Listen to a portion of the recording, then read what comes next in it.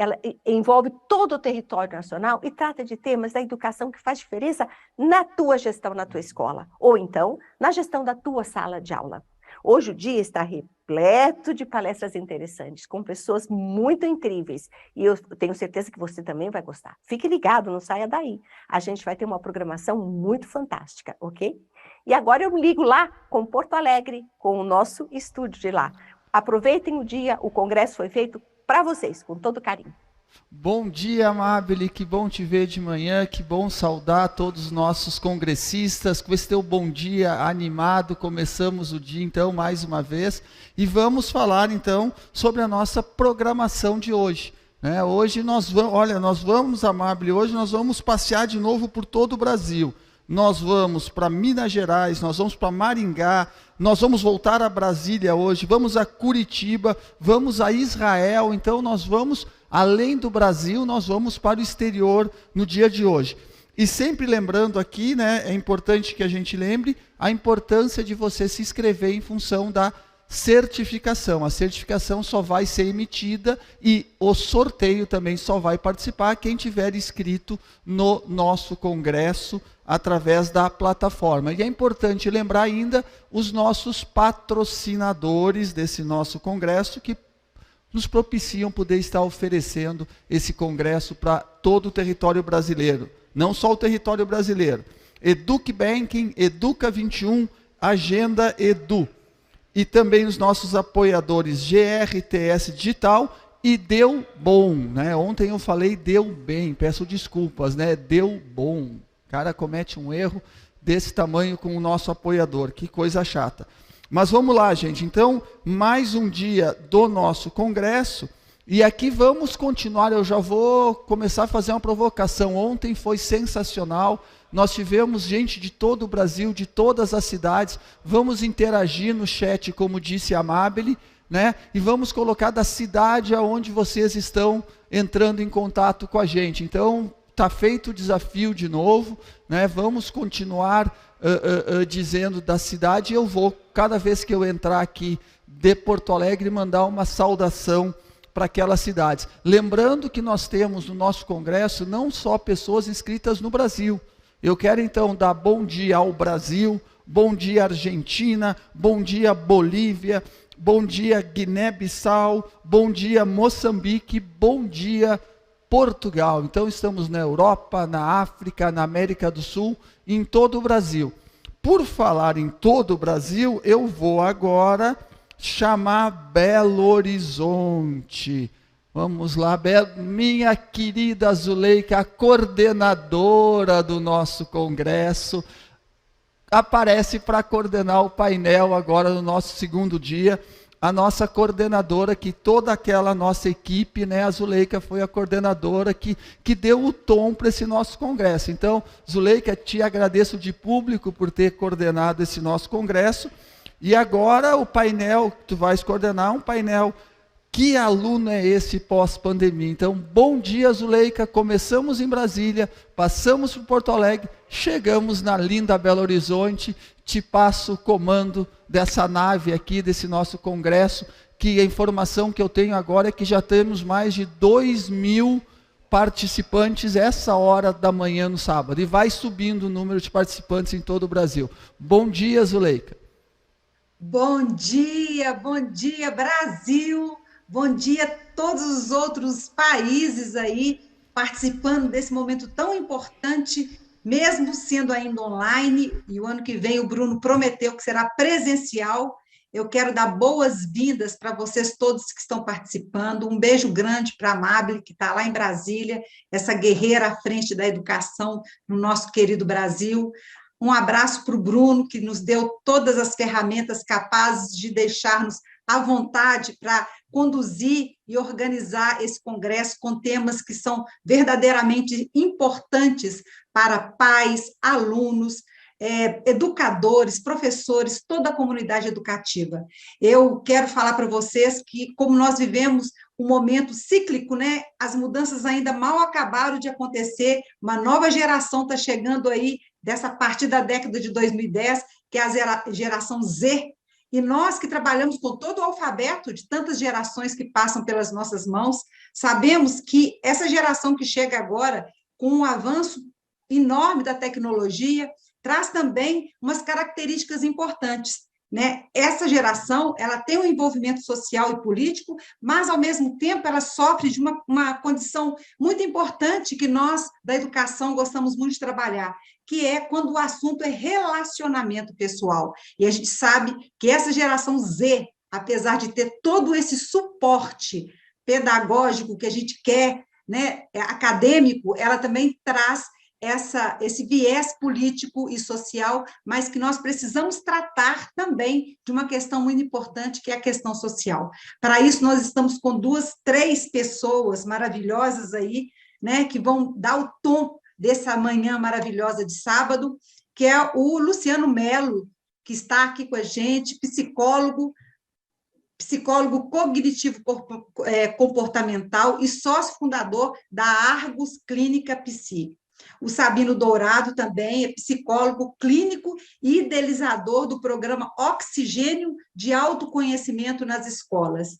E a querida Naime, que é assessora pedagógica e de legislação educacional do Cinep do Rio Grande do Sul. Então, nós estamos com três feras aí para poder contextualizar e falar para a gente o quarto painel de hoje, que é justamente um preocupante muito forte nas clínicas de psicologia e também nas nossas escolas. E o nosso painel é que aluno é esse pós-pandemia. Então, eu passo a palavra aí para o Luciano Melo, que terá 10 minutos para dissertar sobre esse tema. Vamos lá, Luciano, com você. Bom dia, Zuleika, bom dia a todos os colegas participantes nessa jornada maravilhosa que estamos realizando desde ontem. Bom dia a todos aqueles que nos dão a honra de nos ouvirem neste momento, né? É um prazer muito grande estar com vocês e poder trazer a minha contribuição a partir da minha realidade como psicólogo e também aproveitando um pouco da experiência que eu acumulei no terreno da educação durante muitos anos. O tema é tão desafiador quanto falar a respeito dele em 10 minutos, né, Zuleika? Verdade. Mas nós vamos fazer o possível para poder nos basearmos na objetividade e na praticidade. Eu entendo que quando a equipe pensou a organização desse painel e nos deu 10 minutos iniciais, a proposta, acredito, ser que nós possamos contribuir, né, neste momento com pontos de reflexão e depois nós teremos a oportunidade para conversar e debater um pouco a respeito. Eu organizei a minha fala, Zuleika e colegas, de maneira bastante objetiva a partir da pergunta que vocês trouxeram, né? E a pergunta provocadora dizia o número de casos de automutilação e de pensamento ou mesmo tentativas de suicídio por parte de crianças e adolescentes, e isso, de fato, faz parte da nossa realidade. Mas eu gostaria de, antes de dizer qual é o adolescente ou qual é o aluno que nós percebemos e encontramos dentro do consultório, e principalmente fazer isso focando nas dificuldades que nós encontramos, eu queria lançar um pouco de positividade a respeito deste diagnóstico ou dessa percepção, né? Nós temos, sim, adolescentes, sobretudo, que é o público com o qual eu mais trabalho, que inspiram cuidados que nasceram a partir do quadro da pandemia. Mas nós temos também muitos adolescentes que têm respondido de forma positiva e bastante favorável ao quadro gerado pela própria pandemia, né? Nós temos adolescentes que têm trazido para o consultório um olhar de positividade, de esperança, de alívio pelo retorno das aulas presenciais, alunos e adolescentes que foram beneficiados pela necessidade de uma maior proximidade com os familiares dentro do quadro da pandemia. Então, é importante a gente perceber esse quadro também de positividade, para que a gente se lembre de que há luz no fim do túnel, né? É possível, a despeito de todas as dificuldades que a pandemia nos trouxe, a gente acreditar na possibilidade de uma recuperação, baseando-nos na resiliência de uma superação de todo esse quadro que nós enfrentamos de desafio. O que eu percebo dentro do meu consultório de psicologia no que diz respeito aos desafios que nós enfrentamos? Percebo, sim, adolescentes amedrontados, desorganizados, sem rotina ou com dificuldade para a organização de uma rotina, muitos desanimados, confusos, altamente sensíveis e emotivos, preguiçosos e uma preguiça como um sintoma, muitas vezes, de um quadro de ansiedade ou mesmo depressivo, inseguros, ansiosos, deprimidos, com um sentimento forte de culpa, porque muitos reconhecem que durante o ensino virtual não assumiram a responsabilidade que poderiam e deveriam ter assumido em relação ao seu perfil de estudante. Adolescentes atingidos pelas questões que são típicas do seu próprio desenvolvimento, questões essas que serão enfrentadas ou seriam enfrentadas, independente de pandemia ou não. Adolescentes pressionados, alguns perdidos, outros sobrecarregados, alguns procrastinando o assumir o seu compromisso e as suas responsabilidades, assim como angustiados, outros preocupados com problemas familiares que, a princípio, nem deveriam ser de sua responsabilidade, e também aqueles que vêm praticando automutilação, ou mesmo aqueles para os quais a vida perdeu um pouco de sentido. A segunda parte da sua pergunta, Zuleika, indagava o que as famílias têm feito para poder lidar com isso, né? Ou seja, que estratégias e recursos têm sido utilizados.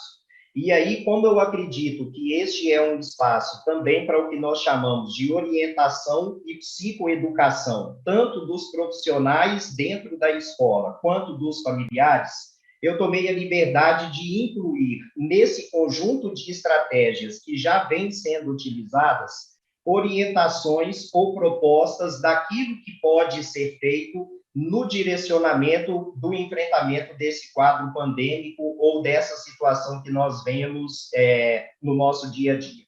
Em primeiro lugar, é preciso abandonar o preconceito para com a saúde mental.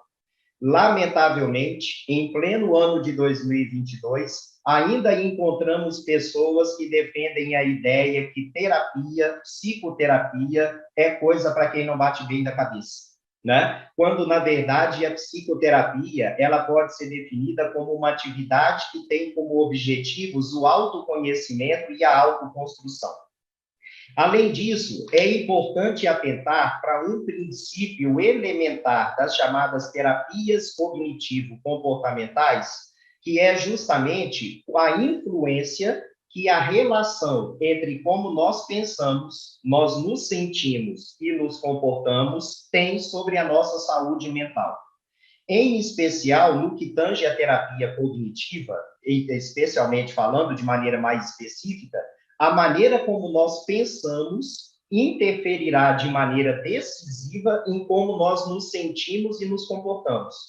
Então, se o nosso olhar para a realidade for baseado na catastrofização, na adivinhação do futuro, na minimização do positivo e na maximização do negativo, fatalmente o nosso emocional será afetado e nosso comportamento também. Outra estratégia indispensável é que os pais deem conta de si. Um dos fatores que mais geram adultos super preocupados e ansiosos é o que nós chamamos de pais invertidos.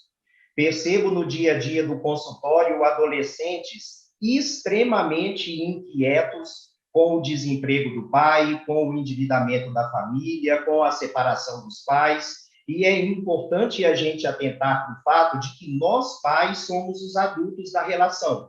É preciso que, por mais que a realidade esteja difícil, que nós demos conta daquilo que é nosso. Importante, como eu acredito que o meu tempo já esteja caminhando para o final, vou acelerar um pouquinho. Fortalecimento da parceria com a escola, fortalecimento dos laços familiares, investir na construção de vínculos desde o início. Eu estou me referindo à infância em especial. A fase da adolescência é uma fase em que o adolescente é dominado por um instinto de dependência, de independência, de liberdade. Então, se nós, pais, tentarmos nos aproximarmos dos nossos filhos nesta fase, a dificuldade para a construção de uma relação de proximidade será muito maior. Dialogar sobre absolutamente tudo, adotar uma postura de empatia, acolhimento e escuta tanto das crianças quanto dos adolescentes. É preciso valorizar o que a criança e o adolescente têm a dizer. E criança sabe muita coisa, viu, gente? Essa história de que criança não sabe do que está falando ou que criança não tem forma de pensar própria é um dos erros maiores que se pode cometer. Acompanhar de perto o desempenho acadêmico e, inclusive, cobrar quando for necessário, desde que da maneira adequada. É preciso que as nossas crianças e, sobretudo, os nossos adolescentes sejam responsabilizados pela maneira como assumiram o seu papel, o seu ofício de estudante, ou mesmo como não assumiram o seu ofício de estudante durante a pandemia. Então, se todo o sistema de avaliação que foi realizado durante as aulas virtuais, se os alunos só tinham notões, eles têm que dar conta de explicar como é que obtiveram muitas dessas notas, e nós sabemos como essas notas foram obtidas. Então, é preciso não patologizar de maneira indiscriminada. Nem tudo é adoecimento.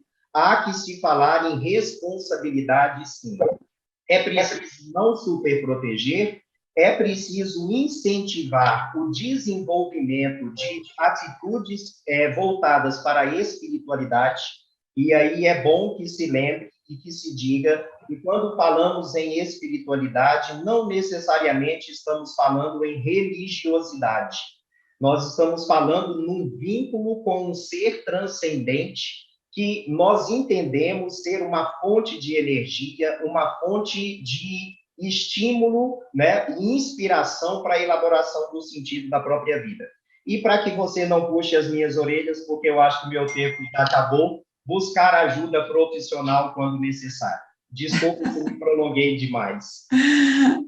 Ótimo, Luciano, perfeito. Uma abordagem sintética, rápida, em 10 minutos, onde nos deu uma visão, né, do que se passa dentro de um consultório quando você recebe os nossos estudantes e as famílias. Dentro da mesma linha aí, nós vamos passar agora para o Sabino Dourado. Sabino também é psicólogo, ele vai no mesmo viés, tá, Sabino? No mesmo viés do Luciano. Em função da pandemia, estamos percebendo nas escolas um aumento dos casos de automutilação e até mesmo de suicídio, a gente tem ouvido falar, né, e concretamente presenciado, infelizmente. E, além disso, percebemos também um desânimo nos alunos, nos estudantes, nas famílias, em torno mesmo dessas aulas presenciais, que foi tão ansiosamente esperada. E nós achávamos que os alunos voltariam mais animados. E a gente tem percebido que essa animação está ainda meio que devagar. Então, dentro desse viés, a palavra é sua, Sabino. Vamos te ouvir agora. 10 minutos.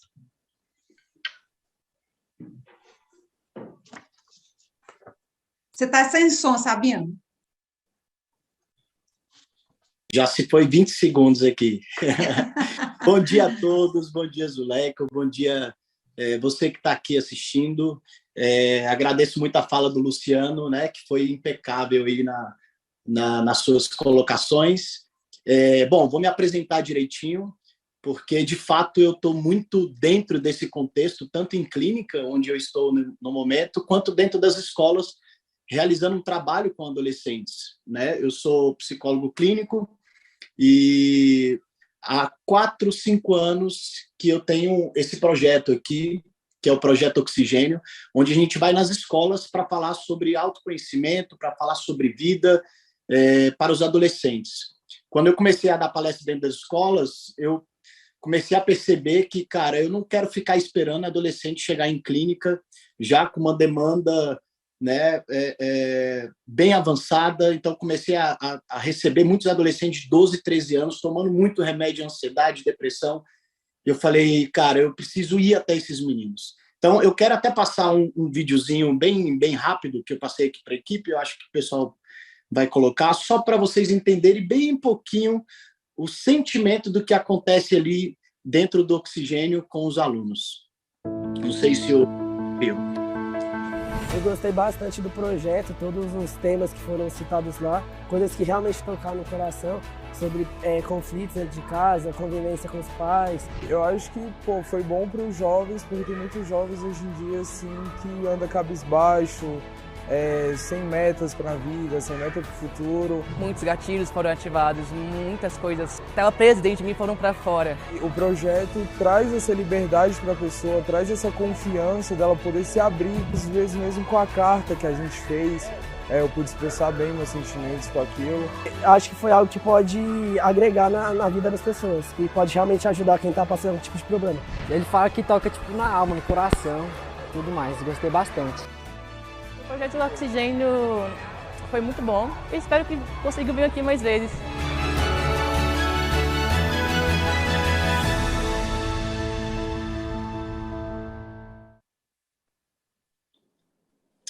Maravilha. Nós, como Projeto Oxigênio, a gente entende que é um momento muito peculiar, né, em que a gente está começando a entender o que a pandemia causou.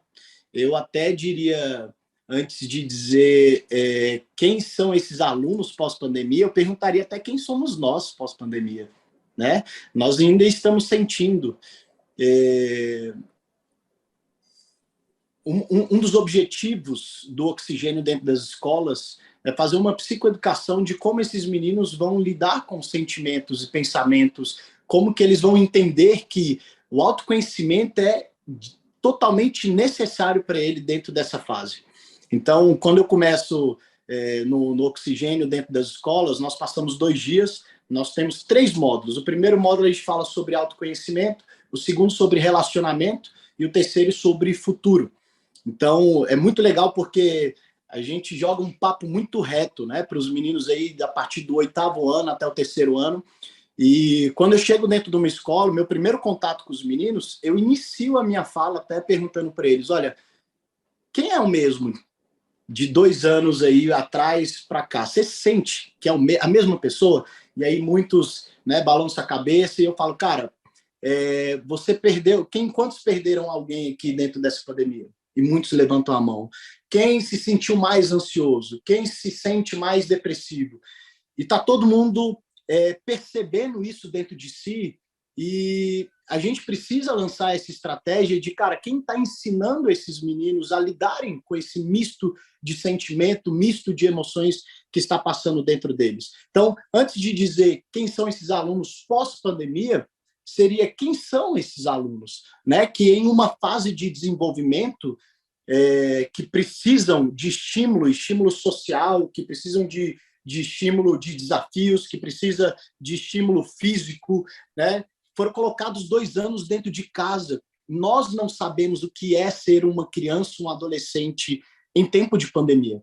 Então, de fato, a gente precisa ter esse olhar, né, de observação para entender quem é, de fato, essa geração.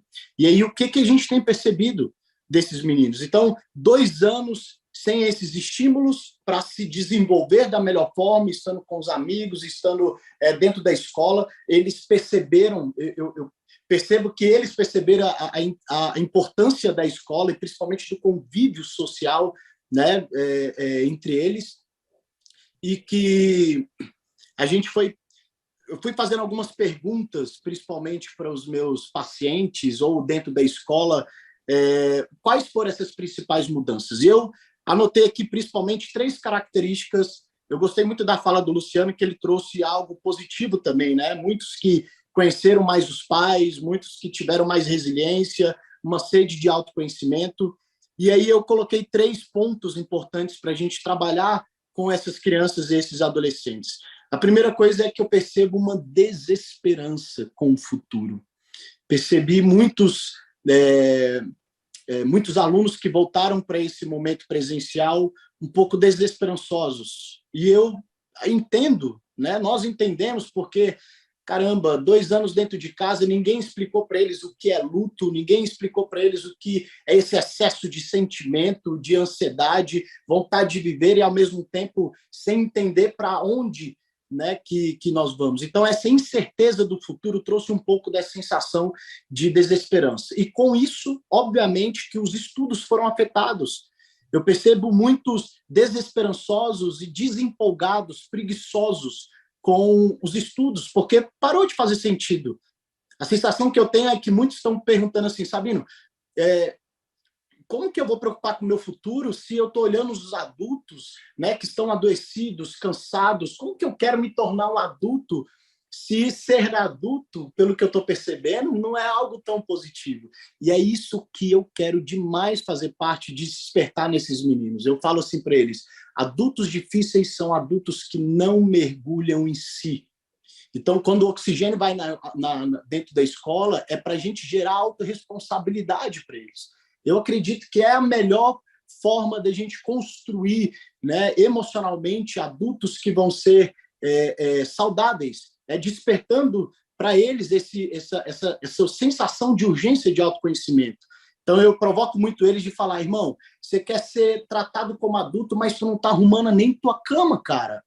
Bora, você precisa fazer, se dedicar para estudar, não é porque papai e mamãe estão lá te enchendo o saco, cobrando. Então, muda essa perspectiva, faça por você.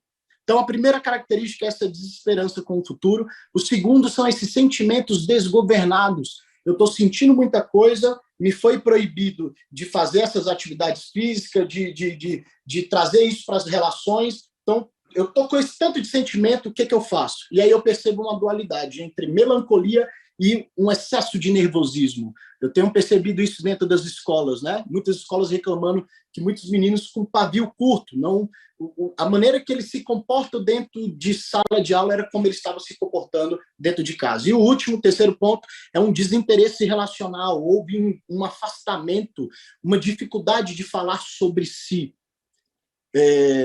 Então, eu estou vendo pelo tempo aqui e eu queria trazer, dentro desse contexto, né, o que a família pode fazer. Luciano trouxe isso maravilhosamente bem. Gente, terapia. Santo de casa não faz milagre. Você que é pai e mãe que está assistindo aí, santo de casa não faz milagre, você sabe disso, então leva seus filhos para a terapia. Segundo, uma escuta ativa. Está todo mundo com sede de falar e pouca gente com sede de escutar. Terceira coisa, gerar esse senso de autorresponsabilidade, a começar dentro de casa. Para terminar, tem uma frase que a gente sempre ouve falar, que é: homens fortes criam tempos fáceis e tempos fáceis geram homens fracos. Mas homens fracos criam tempos difíceis e tempos difíceis geram homens fortes. Eu quero dizer que eu acredito demais nesses meninos, que a geração que mais sofre emocionalmente, nunca houve um índice de suicídio, de depressão, de ansiedade tão grande como agora. E por conta disso, eu acredito que cada vez mais cedo essa geração vai se despertar para ouvir falar sobre autoconhecimento, para entender a importância de se conhecer, de mergulhar em si. Então, honro a FENEP por estar promovendo um debate tão importante como esse.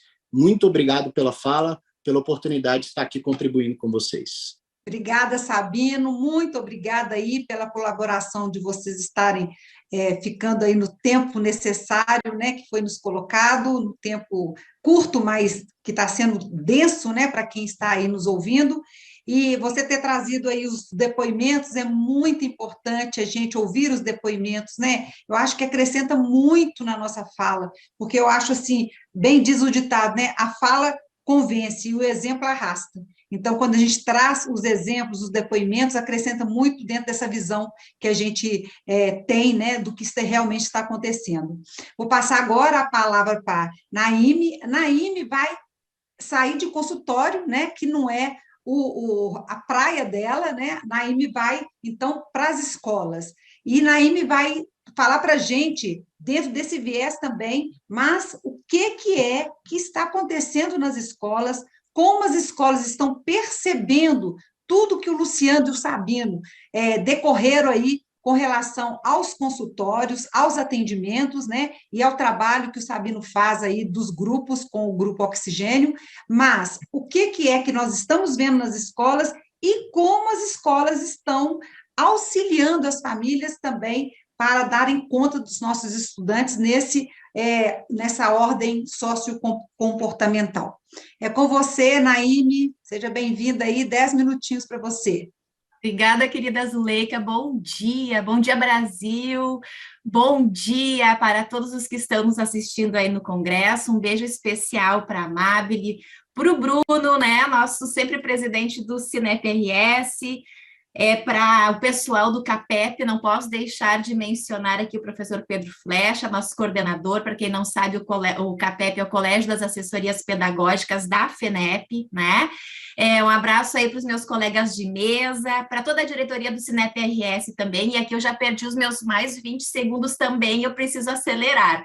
Então, pensando bem no tempo, e para que eu seja fiel a esse tempo, eu preparei aqui uma espécie de uma mini apresentação que eu vou colocar na tela, para depois nós podermos voltar e conversar sobre o que eu vou mostrar. Mas até me parece que tanto o Luciano quanto o Sabino, nós três conversamos, porque o que eu vou mostrar aqui tem muito do que a gente já ouviu dos nossos dois painelistas. Então, vamos ver, vou partilhar a tela, quero ver se vocês estão enxergando aí, por favor, me sinalizem, estão enxergando? Ok, então, eu preparei um breve roteiro aqui, né, para que vocês tenham a visão do que eu pretendo trazer para a nossa reflexão, que somos todos um, né, nós somos um todo. Eu vou trazer uma reflexão sobre a questão da tábula interativa, e aí aqui eu estou trazendo o nosso aluno, e por fim, eu pretendo trazer rapidinho o contexto, então, da escola, na tentativa de responder o que a nossa coordenadora querida Zuleika aqui nos provocou, né, como escola e como família. E para nós entendermos esta escola que está aí atendendo, trabalhando com esse estudante, e o meu foco aqui da fala é especificamente a educação básica, mas a gente pode sim olhar para a educação superior também. São esses três grandes elementos para podermos entender onde eu vou querer chegar a fazer com que vocês reflitam e possam levar essa discussão para dentro da escola, né? É a questão do eu mais o outro, e aí eu trago a questão aí de uma aliança, muito bem ressaltada a questão do vínculo pelos nossos dois psicólogos, o vínculo, esse olhar, esse afeto, que quando a gente traz esse outro, a gente está trazendo o pai, a mãe, a família, a escola, esses grandes líderes positivos que nos inspiram. Mas também a gente tem que pensar em relação a esse eu mais eu, que é quando nós olhamos só para o nosso umbigo, e pensamos que só aquilo que a gente quer, que é aquilo que a gente acredita precisa ser externalizado e aceito pelos outros. Ou então, aquilo que a gente tem visto muito aí na sociedade em geral e dentro da escola também, o eu ou o outro. E quando a gente vê isso, a gente está entrando em questões de disputas muito fortes, que tem muito a ver com duas grandes palavras que eu trago, que a escola, sendo o reflexo da sociedade, está olhando e também está passando, porque dentro dela temos o aluno, né? Quem é este aluno? Então, este aluno é um aluno que eu trago uma palavra forte aqui, que também passa por uma reconexão saindo do isolamento para o espaço físico, e a questão das aulas virtuais que apareceram dentro das possibilidades remotas, para as metodologias ativas, agora com muita ênfase na aula presencial, né, em diferentes espaços da escola.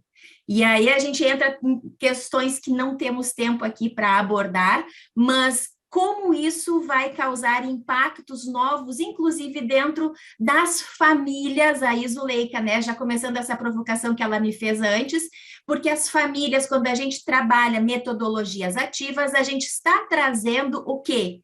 um empenho, um esforço, uma dedicação de toda uma comunidade de aprendizagem, porque metodologias ativas não vai só envolver professor e aluno.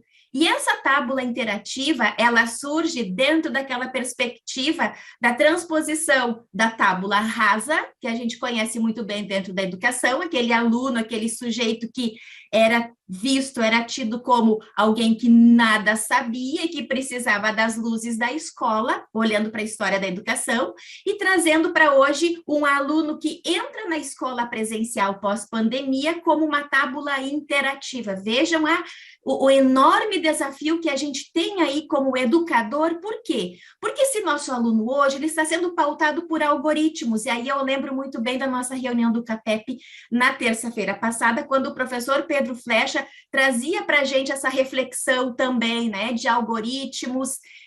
A gente vê muito aí nos atendimentos, nas assessorias pedagógicas do Sinepes, as dificuldades motoras. A gente tem crianças com dificuldades para subir escada, para entender direita e esquerda, movimento de pinça, né, pegar o lápis. A letra cursiva parece que caiu de moda ou foi esquecida. A questão do caderno completamente rasgado, pendente, um objeto estranho. Por quê? Porque a gente está vendo muito foco, muita ênfase na tela, na tecla, no fone e no sono, né? Eu vou correr aqui para poder dar conta.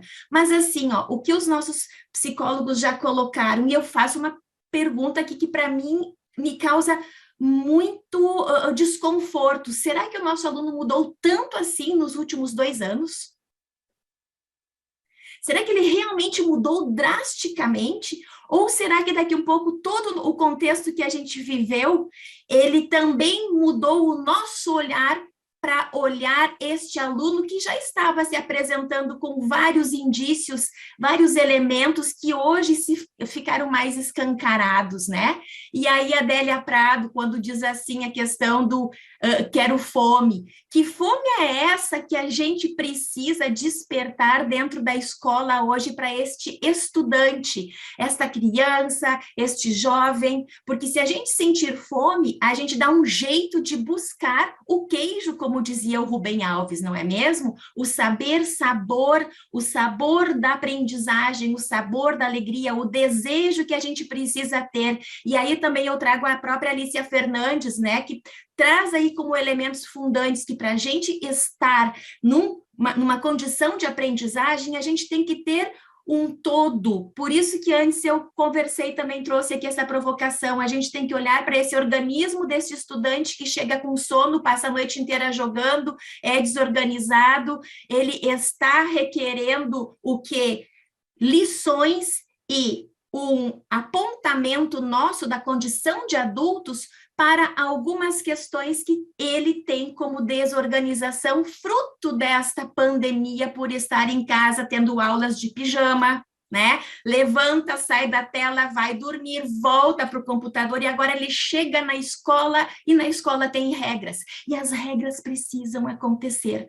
Mas uma coisa que ele não mudou e que eu quero trazer aqui é a sua condição de sujeito em desenvolvimento. E trazendo a escola, já chegando para o meu final, eu trago aqui que a gente não pode esquecer que quando nós estamos falando deste talvez novo aluno que surge no cenário, a gente precisa repensar e reescrever os documentos que dão a cara e a cor e o cheiro da escola. Quais são esses 3 grandes documentos que eu chamo a atenção dos gestores que estão aqui hoje, da família, dos professores? Regimento, proposta pedagógica e plano curricular. Eles são 3 grandes pilares da escola para poder trabalhar com este aluno que chega. Se a gente está falando de metodologias ativas, se a gente está falando daqui um pouco de ensino híbrido, e a nossa proposta pedagógica não aborda esse assunto, está na hora de abordar. Está na hora de refazer, está na hora de reelaborar estes documentos. E o regimento, por quê? Porque dentro do regimento ele traz as normas de convivência também, fundamentais. Mas o que a gente não pode deixar de lado? por mais que se tenha assim, uma preocupação grande como emocional, ontem a querida Rosimar, né, no painel lá sobre a saúde mental, estava trazendo essa preocupação com o desenvolvimento socioemocional, a depressão, mas a gente tem que pensar que a escola, e a escola privada não parou na pandemia, e isso é um alerta e um reconhecimento que a gente tem que fazer aqui, o esforço gigantesco dos professores que trabalharam incansavelmente nesse período de aulas remotas, online, enfim, é com a formação intelectual de uma geração. Porque a gente também tem que pensar que, sim, precisamos estar olhando este sujeito que aprende, que passa por momentos de necessidades da criação de vínculos, né? Um olhar para esse resgate, a volta das relações humanas afetivas, mas a gente tem que pensar na escola também como um capital cognitivo-cultural. A escola, gente, ela é o espaço do coletivo. A escola é um espaço desse coletivo que ela atende, acolhe os mais diferentes perfis de alunos. E a escola é o espaço do aqui, do agora e do amanhã. Só que esse espaço do coletivo é um espaço que a gente tem que pensar assim, que é um coletivo regrado, com missão, visão, filosofia, né? Ela tem um jeito, ela tem uma intencionalidade. E com isso, ela também tem limites. E aí vem um aspecto importantíssimo, já quase fechando a minha fala, é que a gente também tem que pensar em a família poder entender que a escola não cabe tudo. Não lembro qual pensador que já falava aqui, a escola como redentora da sociedade. A escola, ela é um dos elementos da sociedade que faz a sua parte, mas a escola está isolada. A escola está sozinha, minha gente. E a gente precisa resgatar isso diante de toda a sociedade, para que a sociedade acorde para pensar qual é o capital cultural e cognitivo que a gente quer deixar para essas novas gerações. Por isso que eu trago a importância do zelo coletivo, né? E aí, a questão aí de que aprender, o nosso estudante tem que entender que aprender envolve estudar, e estudar requer tempo, dedicação e paciência. Não é fácil estudar. Não é algo simples. Estudar é complexo, mas ele, ao mesmo tempo que ele é prazeroso, ele precisa de um espaço, de uma mesa, de uma cadeira, de um local para sentar-se, concentrar-se e organizar. E isso a escola precisa retomar com toda a força. E também, né, eu ressalto aí, ó, tudo que os nossos palestrantes já falaram até agora, BNCC, eu faço um recorte das competências 6 a 10. Vejam aí, ó, se todas as habilidades, desde a educação infantil, que são apresentadas na BNCC, elas forem realmente trabalhadas, elas vão cair, sim, em que lugar?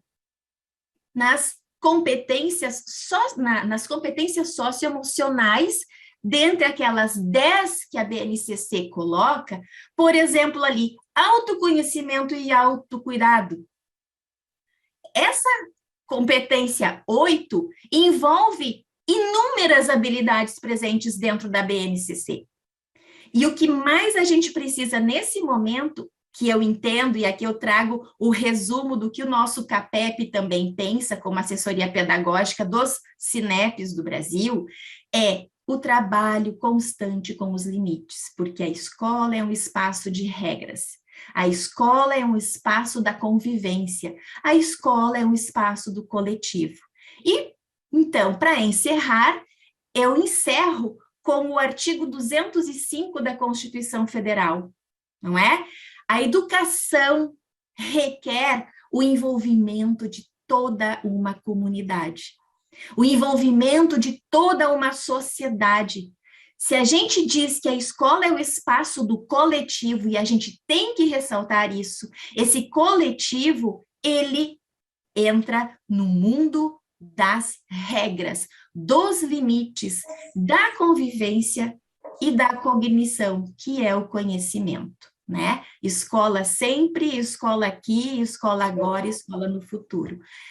A família, Zuleika, a família precisa fazer a parte dela na sua condição de adulto, como muito bem colocou aí o Luciano, né, e o Sabino. Então, eu me coloco à disposição para a gente poder conversar agora em relação a essas várias provocações que eu trago aqui na tela nesse curto espaço de tempo.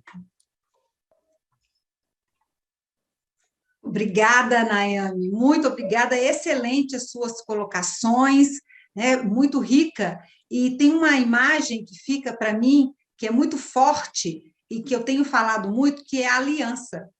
Durante muito tempo, nós falamos muito da questão da parceria, né? Eu acho que a parceria já está um pouco ultrapassada, esse termo, né? Nós não podemos mais ser parceiros, a gente anda fazendo parcerias muitas vezes num outro âmbito que extrapola, né, muito mais do que uma parceria apenas.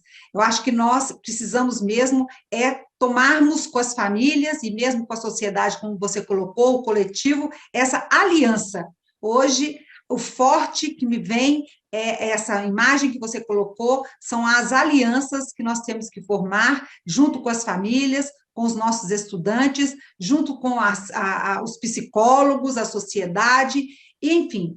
Tem uma pergunta aqui, Naime, para você, quando você fala do sujeito, você colocou, nós temos que ver quem é esse sujeito que aprende, mas também a pergunta vai, como nós vamos ver o sujeito que ensina?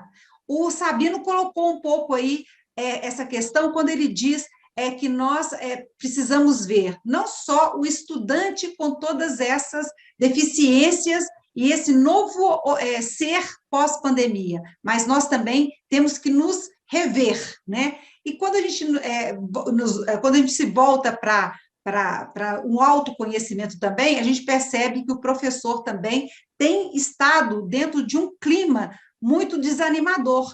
Então, como é que a gente pode olhar esse sujeito que também está no contexto e que ensina?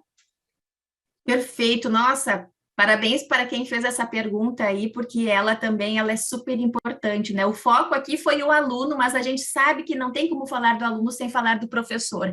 E a gente tem visto aí algumas experiências muito bacanas de escolas privadas quando realizam as atividades de formação semanal, enfim, palestras aí, no sentido também de colocar o professor em rodas de escuta, rodas de conversas, rodas para que esses professores possam conversar, socializar experiências e frustrações também, né? Porque não é só o aluno quem deve ser acolhido, mas o professor também, e entre parênteses, o diretor também precisa ser acolhido.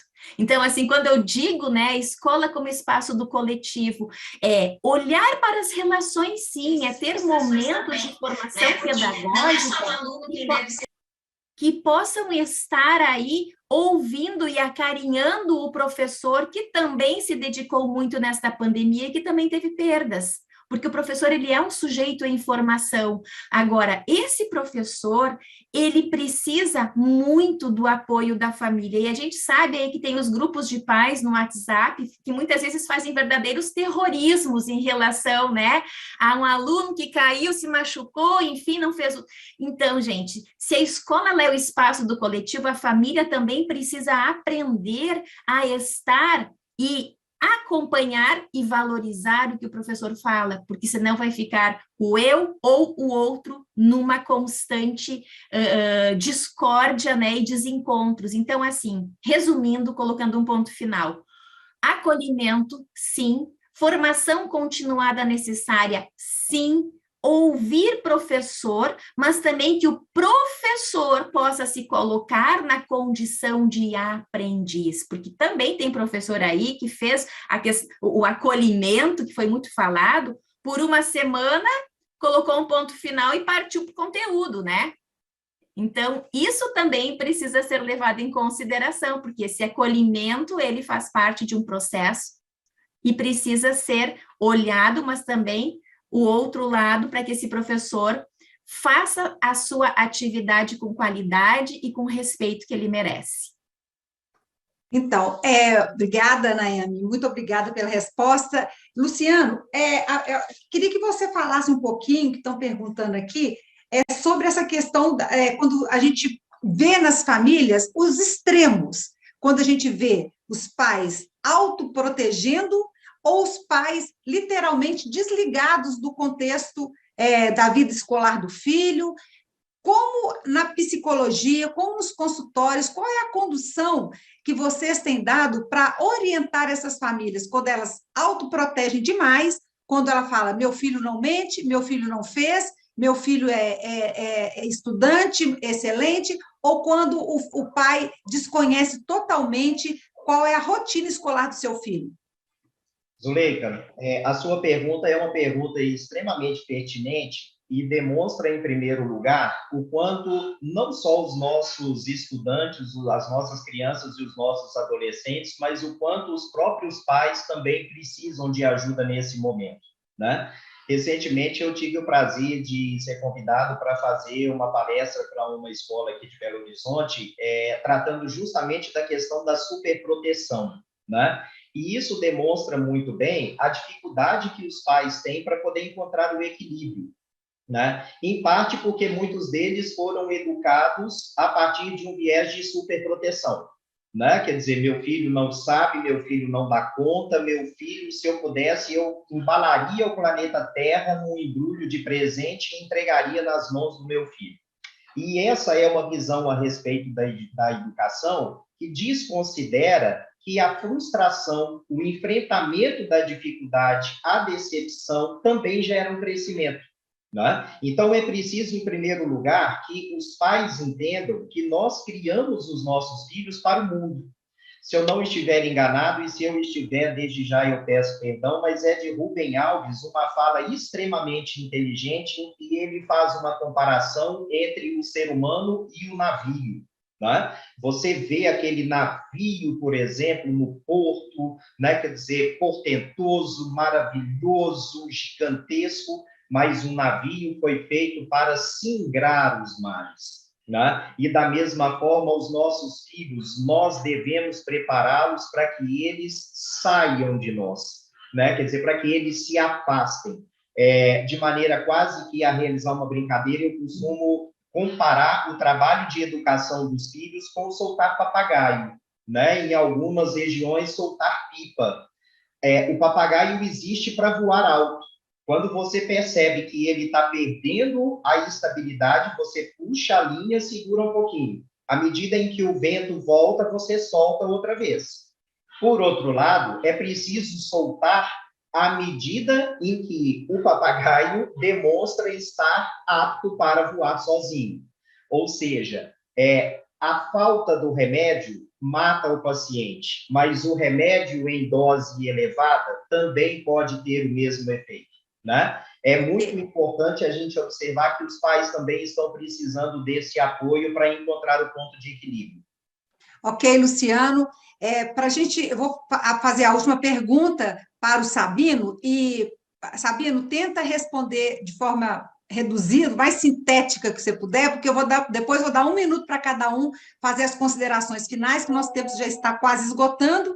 Então, eu vou te perguntar, Sabino, essa pergunta veio do Maurício Gonçalves de Aguiar, apesar de estar muito direcionada para o trabalho da escola, mas como o seu trabalho é de ir à escola para fazer o trabalho do oxigênio, né? Quer dizer, levar oxigênio, eu acredito que quando você leva oxigênio, você não leva oxigênio só para os alunos, deve levar também para a escola como um todo. Ele pergunta, tendo por tese que também os professores fazem parte da família, qual o trabalho está sendo realizado com os mesmos para uma recepção eficaz dos alunos? Então, pelas escolas que você tem passado, o que você tem visto, o que as escolas têm feito para preparar, ajudar esses professores a receber este aluno pós-pandemia? Você está sem som, Sabino?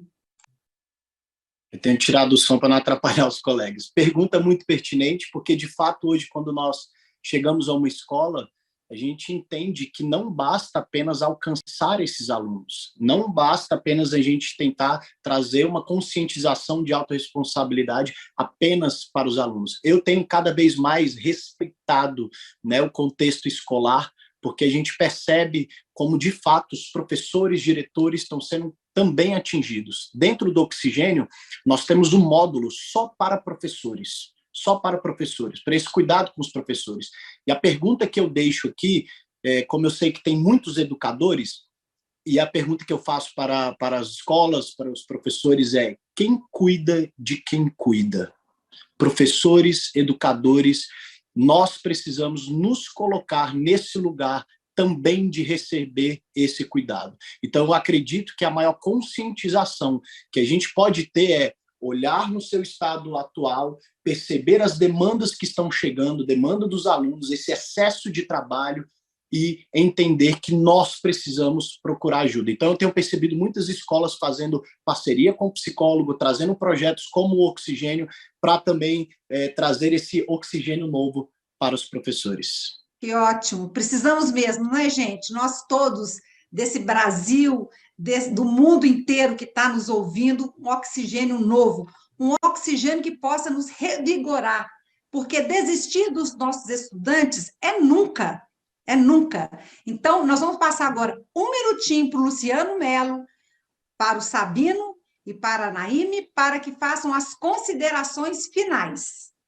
Luciano. Em um minuto, eu queria citar 3 pensamentos. O primeiro deles é de uma psicóloga que é presidente da Associação Brasileira de Estudo e Prevenção ao Suicídio, em que ela diz o seguinte: não são os eventos dolorosos da vida que fazem suicidar. É o efeito incendiário sobre uma condição mental subjacente, frequentemente doente e fragilizada, que faz com que o fato tome a dimensão de tragédia inescapável. Ou seja, a pandemia em si não pode ser responsabilizada de maneira unilateral pelo que nós estamos vivendo. Ela expôs o nosso baixo nível de desenvolvimento de inteligência emocional, a nossa excessiva necessidade de uma zona de conforto, a nossa pouca criatividade para enfrentar desafios e daí por diante. Ou seja, é preciso abandonar o vitimismo. A segunda fala é do Carl Rogers, que é um dos psicólogos mais importantes da história da psicologia. Quando percebem que foram profundamente ouvidas, as pessoas quase sempre ficam com os olhos marejados. Acho que, na verdade, trata-se de chorar de alegria. É como se estivessem dizendo: graças a Deus alguém me ouviu. Há alguém que sabe o que significa estar na minha própria pele. Ouvir, ouvir, ouvir e ouvir. Diálogo sempre. Terceira e última, de Santo Agostinho. Ela, a esperança, tem 2 filhas lindas, a indignação e a coragem. A indignação nos ensina a não aceitar as coisas como estão, e a coragem a mudá-las. Então, minha última palavra é de esperança, é de muita energia positiva, é de muita coragem, paz de espírito, né? Um grande abraço à FENEP, na sua pessoa em especial. Quero agradecer pelo convite, como representante da organização do evento. Um grande beijo no coração de todos e que Deus continue a nos iluminar e proteger. Obrigada, Luciano. Isso mesmo, esperança. Sabino, 1 minuto para você. Eu fui o aluno desacreditado, sabe? Descompromissado por muitas vezes, e eu tive professores, educadores que me fizeram acreditar em mim. E hoje eu estou dentro das escolas com essa missão. A palestra mais linda que existe na vida eu dava junto com meu pai. Eu sou Sabino Júnior, meu pai Sabino Dourado, meu pai psicanalista, e a gente falava para pais e filhos. E há 1 ano e 4 meses eu perdi meu pai para o Covid também.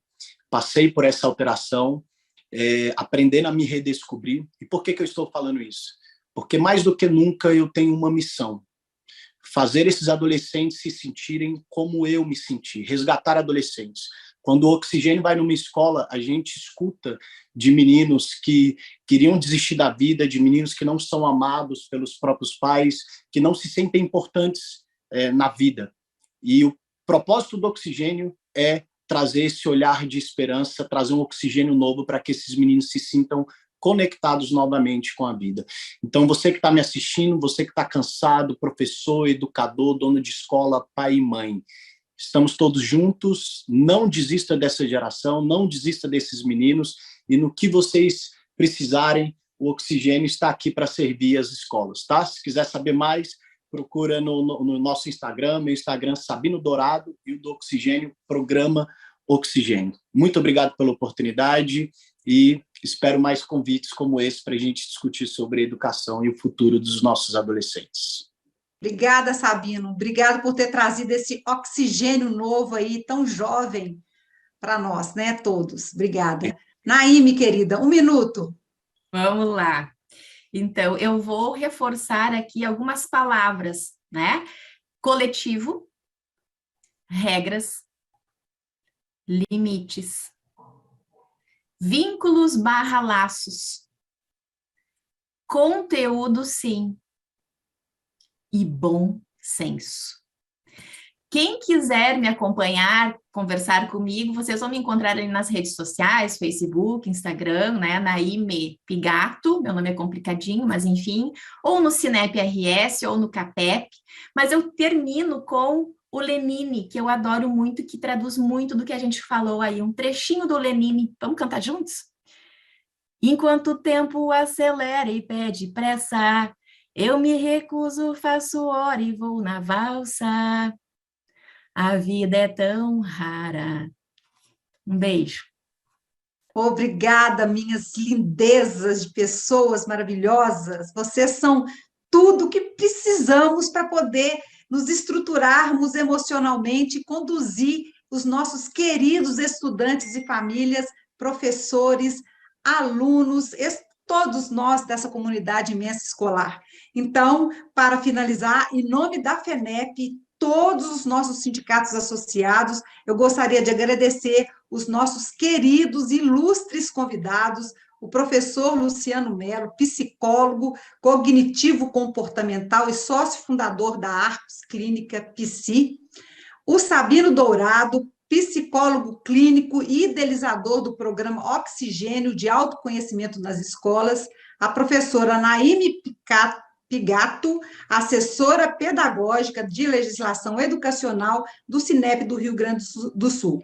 Vamos agora assistir os recados dos nossos patrocinadores, que são muito importantes, mas continuem conosco, que logo mais estaremos de volta com um painel imperdível, com o meu querido Barbieri, que está chegando aí, adequações dos currículos em relação ao mundo do trabalho nas IES. Um beijo grande a todos, muito obrigado, fiquem com a gente.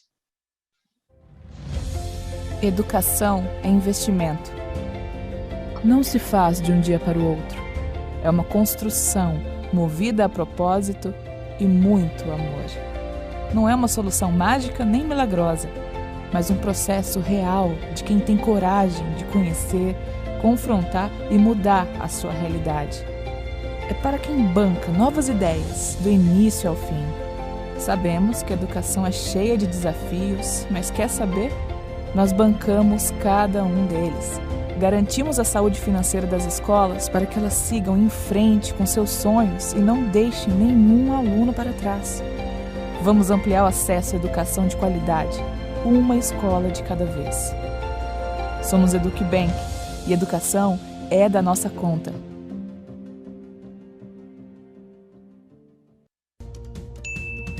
O que podemos fazer pelo mundo agora? O que nós precisamos aprender hoje para nos preparar para o futuro? Tudo começa pela nossa humanidade. Nessa nova realidade, a educação socioemocional é mais importante do que nunca. Um aprendizado que vai além da prova, porque o teste real não acontece em sala de aula, acontece na vida. As competências socioemocionais dão aos alunos a capacidade de tomar decisões saudáveis, positivas e eficazes numa humanidade conectada. Se nós podemos transformar uma sala de aula, nós podemos transformar o mundo. Educa 21, inspirando mentes conectadas.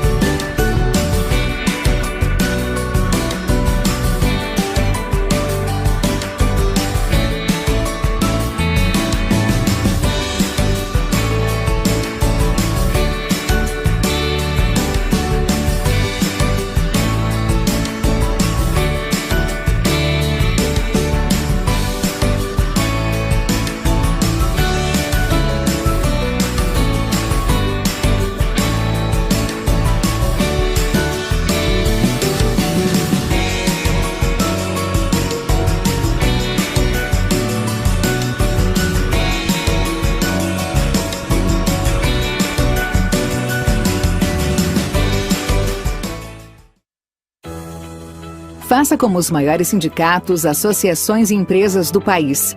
Use o Assembleias Virtuais. Realizamos todos os tipos de votação, seguro e simples para quem faz e para quem vota. Com o Assembleias Virtuais, você terá economia e facilidade na realização das votações, simplicidade na comunicação com os votantes e total segurança nos processos. A nossa plataforma também oferece integração com o Zoom, flexibilidade para atender às diferentes realidades e transparência para todos os envolvidos. As votações online de CIPA estão em conformidade com a NR5.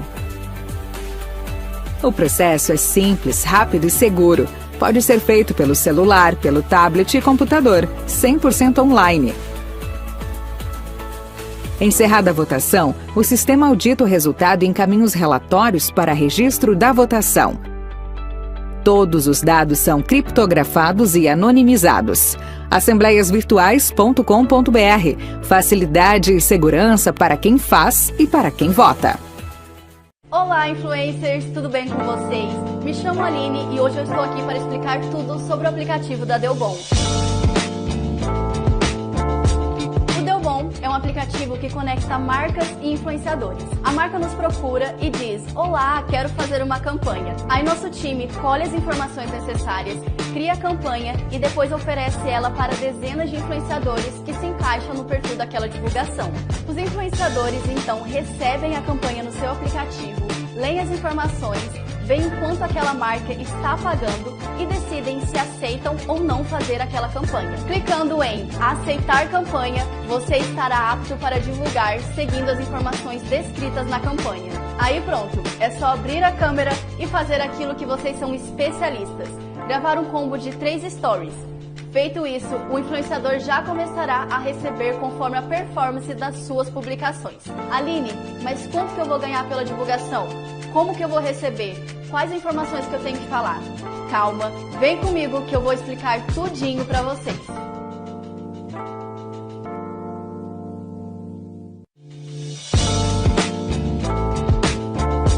O influenciador irá receber pela performance das divulgações que ele fizer. Quanto mais alcance ele tiver, mais ele vai receber. O valor a ser recebido vai depender do valor do CPM. Cada campanha terá um valor diferente de CPM, conforme aquela marca estiver pagando. É bem simples. CPM significa custo por 1000 impressões.